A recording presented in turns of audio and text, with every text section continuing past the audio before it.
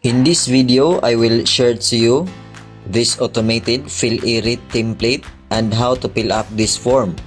I made this form for my sake kasi nga ayaw ko ng manual computation. And then para naman makinabangan ito ng marami, I decided to share this one in this channel. And in return, before downloading this automated form bilang pasasalamat mo sa akin, bigyan mo naman ako ng big thumbs up. And if you are new to this channel, subscribe ka naman dyan. In the first tab is the legend. Dito natin malalaman where we can say that a certain learner is a frustration, instructional, or independent. The second tab is the information sheet. In the upper part, type your school, grade, and section. You can type also the name of the learners at para naman mas madali, copy-paste ka na lang. The third tab is the word reading level.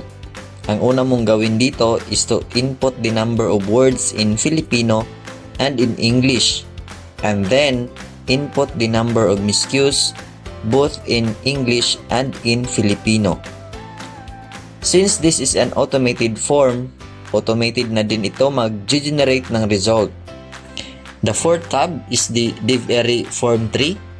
Itong percent of words correctly read at ang word reading level, ito yung nasa tab 3 kanina.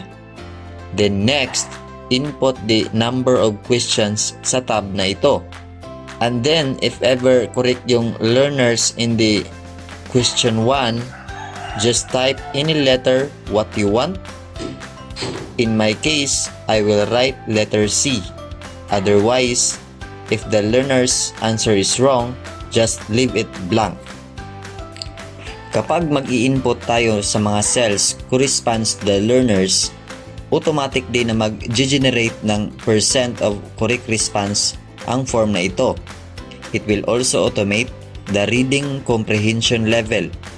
At since completed na ang mga data natin for reading comprehension level at word reading level, then this Excel will automatically generate the reading proficiency level of the learner.